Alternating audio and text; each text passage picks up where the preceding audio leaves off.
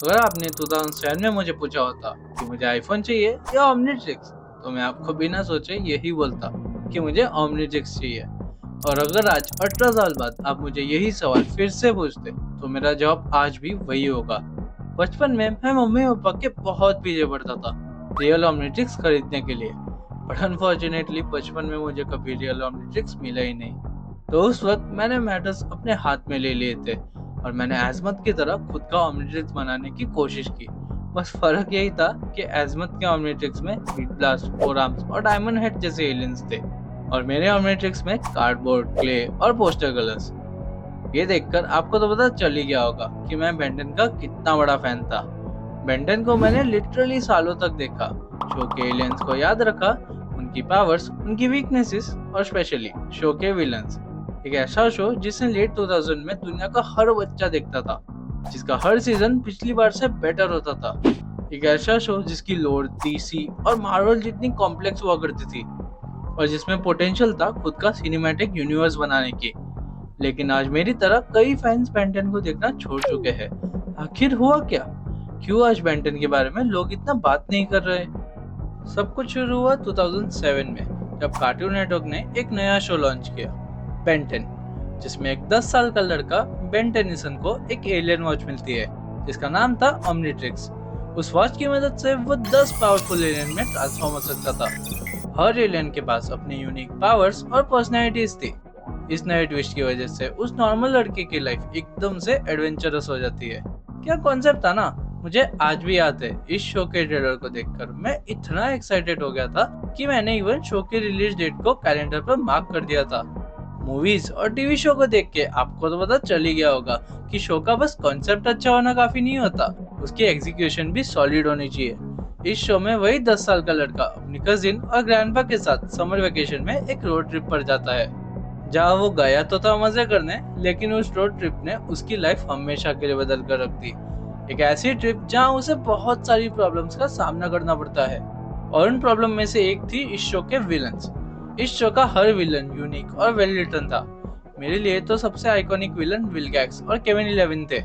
मुझे आज भी वो मोमेंट याद है जब माउंट रशमोर पर बेन वर्सेस विलगैक्स की फाइट में बेन एक्सेलरेट बन के फुल स्पीड में विलगैक्स पर अटैक करता है, जहाँ उसकी हड्डी बसली एक हो जाती है। ऑल्सो वो मोमेंट जब ब्रिज पर बेन वर्सेस केविन की फाइट में केविन का आइकॉनिक ट्रांसफॉर्मेशन होता है।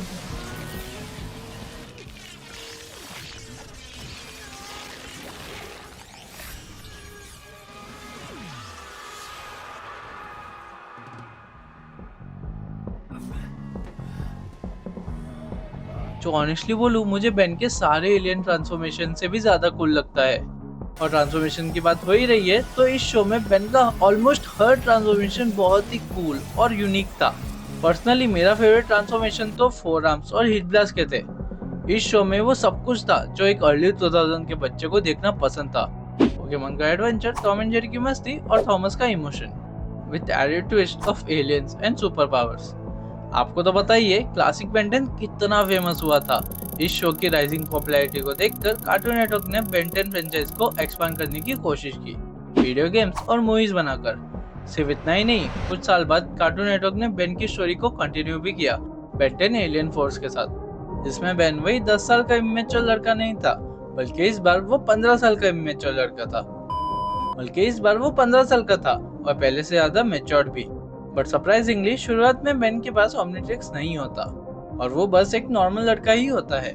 पर जब ग्रैंडपा मैक्स अचानक गायब हो गए थे, तब उन्हें ढूंढने के लिए बेन ने ओमनिट्रिक्स फिर से पहन लिया। और जब बेन ओमनिट्रिक्स को फिर से इस्तेमाल करता है, तब हमें वॉच का एक नया वर्जन देखने मिलता है। और नए वर्जन के साथ आते हैं कम्प्लीटली नए एलियंस, जो आज तक बेंटन में कभी नहीं देखे गए थे। इस बार वॉच में हमारे पुराने एलियंस तो नहीं थे, लेकिन एक्सचेंज में हमें उन एलियंस के बेटर वर्जन मिलते हैं। हीट ब्लास्ट की जगह हमें मिलता है स्वॉर्म फायर, फोर आर्म्स की जगह मिलता है ह्यूमंगसर और डिट्टो की जगह मिलता है एको एको।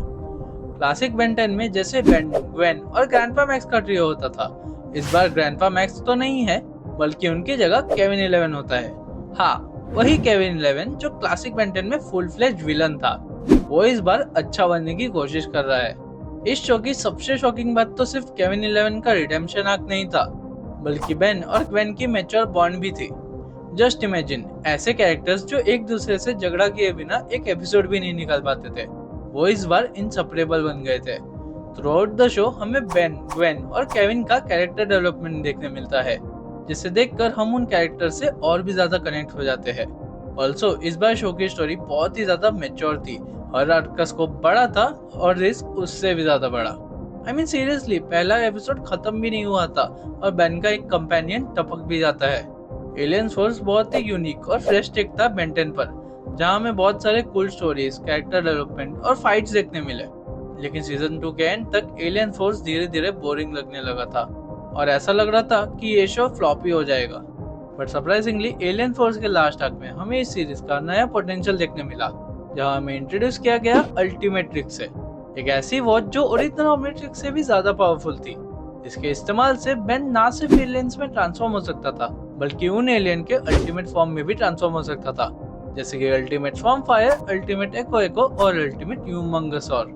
स्टोरी के बारे में बात करें तो बेन 10 अल्टीमेट एलियन की स्टोरी काफी हद तक एलियन फोर्स के लेवल की ही थी, बट इस बार प्लॉट और रिस्क पिछले बार से ज्यादा बड़े थे। अल्टीमेट एलियन में मेरा फेवरेट आर्क तो एग्रेगोर आर्क था, जहाँ हमें बहुत सारे इंटरेस्टिंग कैरेक्टर्स और डायमेंशंस देखने मिलते हैं। ऑल्सो एग्रेगोर आर्क के एंड में हमें इवन ओरिजिनल बेन भी देखने मिलता है। बट ऑनेस्टली बोलूं, एलियन फोर्स के कंपेयर में अल्टीमेट एलियन मेरे लिए थोड़ा अंडरवेलमिंग था। ऐसा लग रहा था कि मैं अल्टीमेट एलियन नहीं बल्कि एलियन फोर्स 1.5 देख रहा था। अल्टीमेट एलियन में खामियां होने के बावजूद वो स्टिल एक अच्छा शो था। ओरिजिनल और एलियन फोर्स के लेवल का तो नहीं था, बट स्टिल एक अच्छा कंटिन्यूएशन था।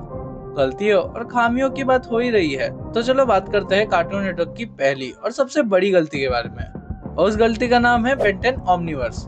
जब मैंने ओमनीवर्स का ट्रेलर फर्स्ट टाइम देखा था, तब मैं बहुत डिसअपॉइंट हो गया था, क्योंकि मेरे लिए बेन 10 का आधा चार्म तो उसका आर्ट स्टाइल और कैरेक्टर डिजाइन ही था, और कार्टून नेटवर्क ने उसी डिजाइन को खिड़की के बाहर फेंक दिया।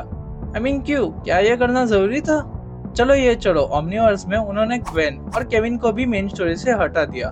कभी कभी मुझे ऐसा लगता है कि कार्टून नेटवर्क अपने व्यूअर्स से नफरत करता है।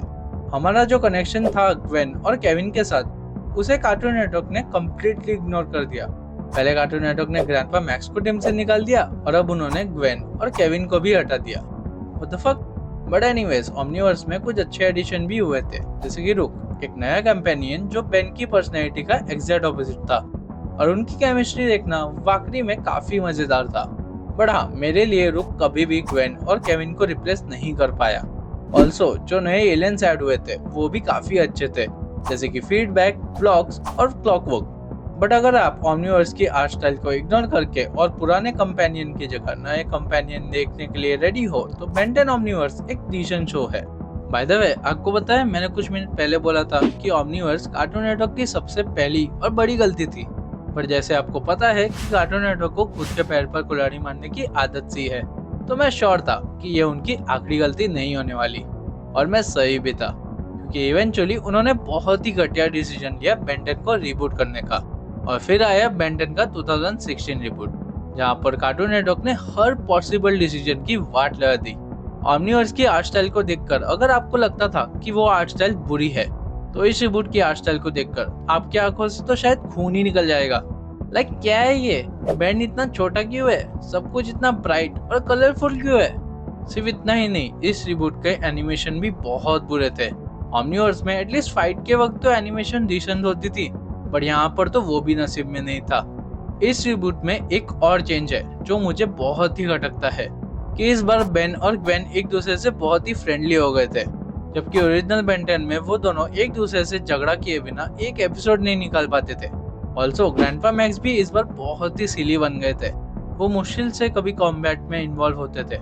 जब देखो तब ग्रैंडपा मैक्स कुछ और ही चीजों में बिजी होते थे, कभी छुपने में या फिर कभी टाइम पास करने में। इस शो की प्रॉब्लम से ही खत्म नहीं होती। इस रिबूट में एक्शन भी काफी अंडरवेलमिंग था। कोई भी विलन कभी सीरियस नहीं होता। छोटे छोटे इंटरेक्शन से लेके बड़े बड़े फाइट्स तक सब कुछ बहुत ही बचकाना लगता था। ऐसा लग रहा था कि ओरिजिनल बेन 10 की हर अच्छी चीज को कार्टून नेटवर्क ने बर्बाद करके रख दिया। सिर्फ उतना ही नहीं, उन्होंने ओरिजिनल बेन 10 के लोर को भी स्क्रैप कर दिया। Like for example, original show में जैसे गोस्ट रिक ओमनिट्रिक्स से निकल गया था, कार्टून नेटवर्क ने वो स्टोरी लाइन विल्गैक्स को दे दी। ये कुछ सेंस बना रहा है? चलो ये छोड़ो, इस रिबूट में केविन खुद का ओमनिट्रिक्स बनाता है, लाइक सीरियसली, एक डेड फुटिया चोर ने एजमत को टक्कर दे दी, कुछ भी। और तो और उन्होंने वाइल्ड मड को भी ओरिजिनल 10 एलियन में से निकाल दिया और उसकी जगह पे डाला तो भी वाटर हैजर्ड को डाला। उसके जगह वेयरवुल्व्स को डाल देते, वेबिक को डाल देते, नहीं वाटर हैजर्ड चाहिए इनको। ऐसी बहुत सारी चीजें रिबूट में की गई है जो हार्डकोर और ओरिजिनल फैन के लिए बहुत ही डिसअपॉइंटिंग था। एट द मोमेंट इस रिबूट की रेटिंग सबसे वर्स्ट है बाकी इटरेशन के कंपेयर में। आई होप कार्टून नेटवर्क को समझ आ गया होगा कि बेन 10 की करंट डायरेक्शन लोगों को बिल्कुल भी पसंद नहीं आ रही और उन्हें ओरिजिनल या एलियन फोर्स की डायरेक्शन को फॉलो करना चाहिए। बट कार्टून नेटवर्क के ट्रैक रिकॉर्ड को देखकर I highly doubt. By the way, आपको पता है बेब्लेड के साथ क्या हुआ? अगर नहीं पता तो इस वीडियो को चेकआउट करना मत भूलना।